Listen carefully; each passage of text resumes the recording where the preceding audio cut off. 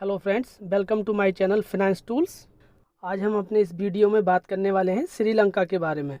श्रीलंका अपने आज़ादी के बाद से अब तक के सबसे खराब वित्तीय संकट से जूझ रहा है। इस समय एशिया के अंदर सबसे अधिक महंगाई श्रीलंका में ही है। वहाँ की इकोनॉमी पूरी तरीके से चरमरा गई है। हालात इतने ख़राब हो गए हैं कि यहाँ पर ज़रूरी सामानों की आपूर्ति सेना की निगरानी में की जा रही है। चारों तरफ हाहाकार मचा हुआ है। तो आइए जानते हैं कि दिवालिया होने के कगार पर खड़े श्रीलंका की ऐसी हालत क्यों हुई, क्यों यहाँ पर सरकार को आर्थिक आपातकाल लगाना पड़ा। वैसे तो श्रीलंका की मौजूदा तंग आर्थिक व्यवस्था के पीछे कोई एक कारण नहीं है, बल्कि कई ऐसी वजह हैं जिससे ये छोटा देश अपनी आज़ादी यानी 1948 के बाद अब तक के सबसे खराब वित्तीय संकट से जूझ रहा है। ब्लूमबर्ग की रिपोर्ट के मुताबिक फरवरी में एशिया देशों में सबसे ज़्यादा महंगाई श्रीलंका में बढ़ी है। तो चलिए हम अभी कुछ टाइम से घटित उन कारणों को जानते हैं जिनकी वजह से इस देश की ये हालत हुई है। कोरोना महामारी। श्रीलंका की जीडीपी में टूरिज्म का काफ़ी बड़ा योगदान है।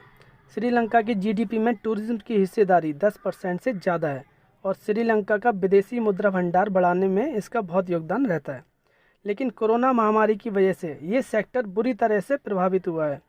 कोविड की वजह से इनके विदेशी मुद्रा भंडार में बड़ी गिरावट देखने को मिली है। विदेशी मुद्रा में कमी आने की वजह से श्रीलंका को सामान आयात करने के लिए पहले विदेशी मुद्रा खरीदनी पड़ती है, जिससे श्रीलंका रुपए में और गिरावट आनी शुरू हुई।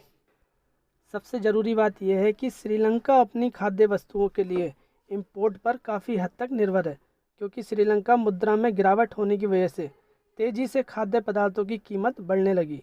श्रीलंका चीनी, दाल, अनाज जैसी ज़रूरी चीज़ों के लिए भी आयात पर निर्भर है। खेती में रासायनिक उर्वरक के इस्तेमाल में बैन लगाना। श्रीलंका की सरकार ने एक बड़ा कदम उठाया, जिससे खाद्य की स्थिति और ज़्यादा खराब हो गई। श्रीलंका के राष्ट्रपति ने पिछले साल घोषणा की थी कि श्रीलंका जैविक खेती वाला दुनिया का पहला देश होगा।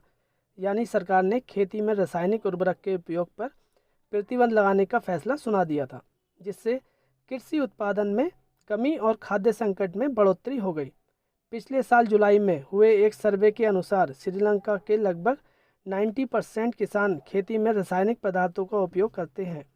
रासायनिक उर्वरक पर सबसे अधिक निर्भरता चावल और चाय के किसानों की रही है। टैक्स में कटौती। 2019 में नवनिर्वाचित राजपक्षे सरकार ने लोगों के खर्च करने की क्षमता बढ़ाने के लिए टैक्स कम कर दिया था। इससे सरकार के रेवेन्यू को भारी नुकसान हुआ था। सेंट्रल बैंक ऑफ श्रीलंका के सितंबर 2020 तक सीनियर डिप्टी गवर्नर रहे नंदलाल ने बताया कि चुनावों के बाद टैक्स में कटौती आश्चर्यजनक रूप से की गई थी। इस बारे में किसी भी तरह की परामर्श प्रक्रिया नहीं हुई। ये सरकार की एक बहुत बड़ी गलती थी। विदेशी मुद्रा भंडार का कम होना। 2019 में श्रीलंका का विदेशी मुद्रा भंडार $7.5 बिलियन का था, लेकिन महामारी के कारण ये गिरकर पिछले साल जुलाई में $2.8 बिलियन पर आ गया था। विदेशी मुद्रा की कमी से कई विदेशी देशों ने फिलहाल श्रीलंका में निवेश बंद कर दिया है। श्रीलंका के सेंट्रल बैंक की ओर से फरवरी में जारी डेटा के मुताबिक देश का विदेशी मुद्रा भंडार जनवरी 2022 में 24.8% घटकर $2.36 बिलियन रह गया था। विदेशी कर्ज। बीबीसी की रिपोर्ट के अनुसार 2022 में श्रीलंका को $7 अरब का कर्ज चुकाना है। अकेले चीन का ही श्रीलंका पर $5 अरब का कर्ज है। भारत और जापान का भी श्रीलंका पर काफ़ी कर्ज है। श्रीलंका को आयात के लिए महंगा डॉलर खरीदना पड़ता है, इससे और अधिक कर्ज में डूबता जा रहा है। एक रिपोर्ट के मुताबिक चीन से श्रीलंका फिर $2.5 अरब कर्ज लेने की तैयारी कर रहा है। श्रीलंका में विपक्ष के प्रमुख नेता और अर्थशास्त्री हर्षा डी सिल्वा ने संसद सत्र के दौरान कहा था कि वर्ष 2022 के फरवरी से लेकर अक्टूबर तक कितनी भी अदायगी कर दी जाए, मगर उसके बावजूद भी श्रीलंका पर चढ़ रहा विदेशी कर्ज उतर नहीं पाएगा। एफडीआई में कमी। डायरेक्ट फॉरेन इन्वेस्टमेंट की बात करें तो सरकारी आंकड़े बताते हैं कि श्रीलंका में 2018 में $1.6 बिलियन का निवेश हुआ था, जो कि 2019 में घटकर $793 मिलियन पर आ गया और 2020 में घटकर $548 मिलियन रह गया था। Sovereign bond. Sri Lanka policy studies institute के कार्यकारी निदेशक वीरकुन ने कहा था कि श्रीलंका सरकारें 2007 से लगातार डेट चुकाने की बिना किसी योजना के सॉवरेन बॉन्ड जारी कर रही हैं। श्रीलंका के $1 बिलियन के सॉवरेन बॉन्ड इस साल जुलाई में मैच्योर होने वाले हैं। यानी इतनी रकम के बॉन्ड धारकों को उसको भुगतान करना ही होगा। तो दोस्तों, ये कुछ ऐसे कारण हैं जिनकी वजह से श्रीलंका आज बर्बादी के कगार पर खड़ा है।